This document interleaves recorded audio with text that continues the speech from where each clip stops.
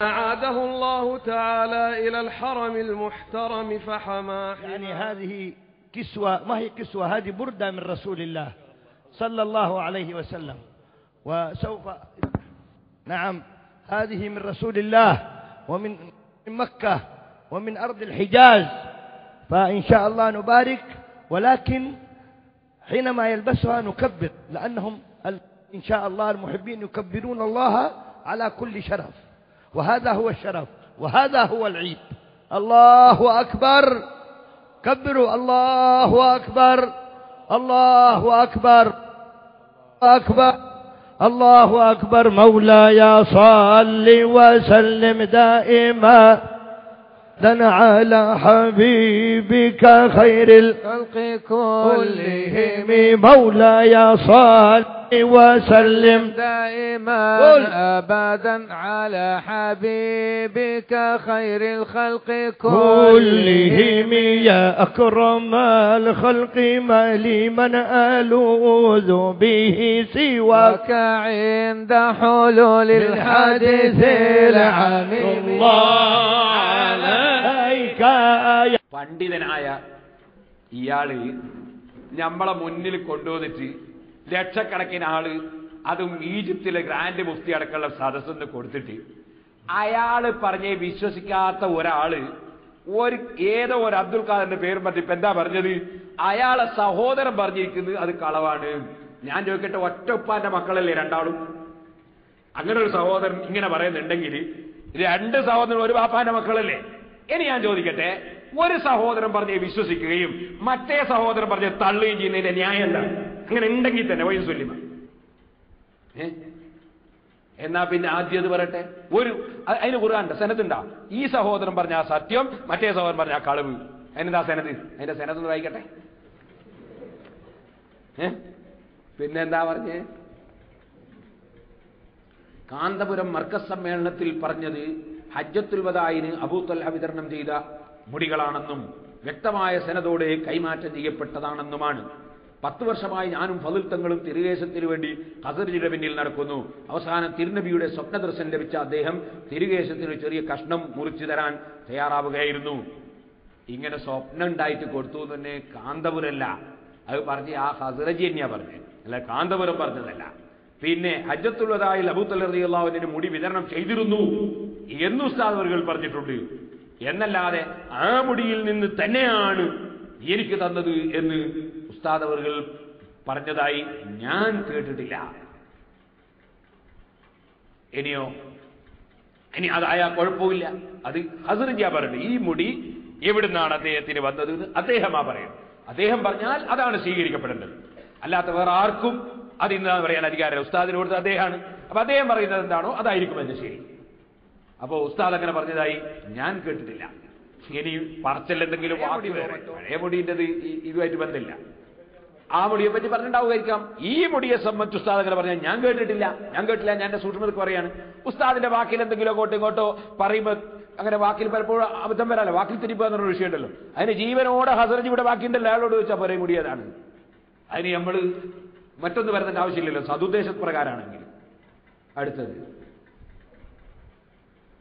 അങ്ങനെയെങ്കിൽ 10 വർഷം മുമ്പ് ഖസറജി കുടുംബം തിരുകേശം കൈകാര്യം ചെയ്തിരുന്നതിന് തെളിവുകൾ നൽകാൻ സന്നദ്ധമാണോ? അത് ഞാൻ ഇന്നലെ സുലൈമാൻ ഫറജിനെ വിളിച്ച് ഞാൻ ടെലിഫോണിലൂടെ കേൾപ്പിച്ചിട്ടുണ്ടല്ലോ.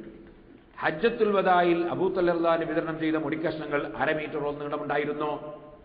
14 മീറ്റർ നീളമുണ്ട് എന്നാരാ പറഞ്ഞേ? വിതരണം ചെയ്ത മുടിക്ക് അന്ന് 1/2 മീറ്റർ നീളമുണ്ട് എന്നാരാ പറഞ്ഞത്? അടുത്തത്, തിരുകേശത്തിന് തിരക്ക് കൂട്ടുന്ന ആയിരക്കണക്കിന് സഹാബികൾക്കിടയിൽ ഒരാൾ മാത്രം ആയിരക്കണക്കിന് മുടികൾ എങ്ങനെ കൈവശപ്പെടുത്തി?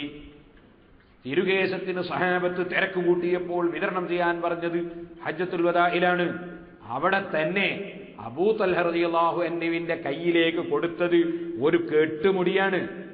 അക്കെട്ടുമുടി പലർക്കും അല്പാൽപ്പം വിതരണം ചെയ്തു കൊടുക്കാനാണ് പറഞ്ഞത്.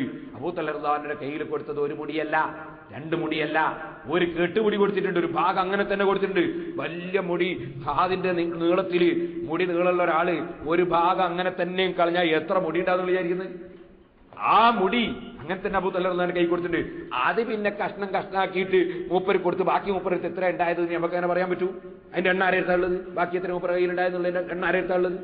അതുപോലെ മറ്റു സ്ഥലങ്ങളിൽ കൊടുത്ത മുടിന്റെ എണ്ണ ആരെടുത്താണുള്ളത്? ഇത്രയേ ഉള്ളൂ എന്ന് പറയാൻ? പിന്നെ അല്ലെങ്കിൽ അതിന് ഹദീസ് കൊണ്ടുവരട്ടെ ഇത്രയേ ഉള്ളൂ എന്നുള്ളത്.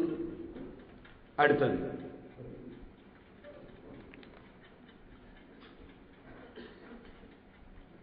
പിന്നെ ആയിരക്കണക്കിന് മുടി ഇവരെ വകയിൽ ഇങ്ങനെ പറയാം. 20,000 മുടി ഉണ്ടെന്ന് ചങ്ങാതി പറഞ്ഞു.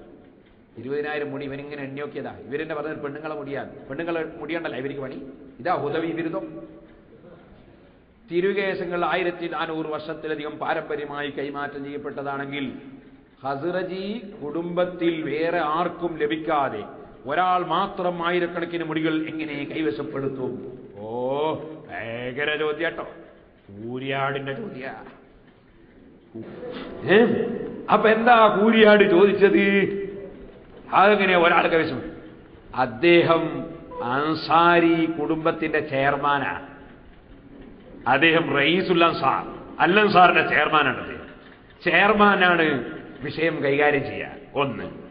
രണ്ടാമത്തത്, അദ്ദേഹം ഈ മുടി വെക്കുമ്പോ അത് അദ്ദേഹത്തിന്റെ പ്രസംഗത്തിൽ പറയുന്നുണ്ട്, അത് ഭാഗിച്ചു കൊടുക്കണ്ടല്ലേ? ഭാഗിച്ചു കൊടുക്കാൻ ഉപ്പാന്റെ സ്വത്തായത്. ഉപ്പാന്റെ സ്വത്ത അദ്ദേഹം പറഞ്ഞിട്ടില്ലേ, ഇത് ഞങ്ങൾക്ക് മുൽക്കുള്ളതല്ല, ഞങ്ങൾക്ക് മിൽക്കുള്ളതല്ല, ഇത് നബി സല്ലല്ലാഹു അലൈഹി വസല്ലം തങ്ങളുടേതാണ്, ഉമ്മത്തിന്റെ മുൽക്കാൾ, ഉമ്മത്തിന്റേതാ. അത് റസൂലുള്ള പറയുന്നത് പോലെ കൈകാര്യം ചെയ്യലാണ് എന്ന് അദ്ദേഹം പറഞ്ഞത്. അപ്പോൾ അതൊക്കെ വിവരമില്ലാത്തതുകൊണ്ടാണ്. അതൊക്കെ കിതാബ് ഫതാവൽ കുബ്ര നോക്കണം. മുടി അനന്തരം വെക്കാൻ പറ്റുമല്ലേ? ഫതാവൽ കുബ്രയെ ചർച്ച ഉണ്ട്.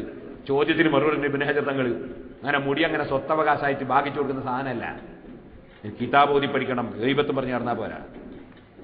പിന്നെ ലോകത്തപൂർവമായി സൂക്ഷിക്കപ്പെടുന്ന തിരുകേശ കഷ്ണങ്ങൾ ചരിത്രത്തിൽ അറിയപ്പെടുന്നുണ്ടെങ്കിൽ ആയിരക്കണക്കിന് മുടികൾ ഒരിടത്ത് സൂക്ഷിക്കുന്ന വിവരം ചരിത്രത്തിലെവിടെയും രേഖപ്പെട്ട് കാണാത്തത് എന്തുകൊണ്ട്? പിന്നെ 1000 ഇങ്ങനെ തയ്യാറാക്കുക.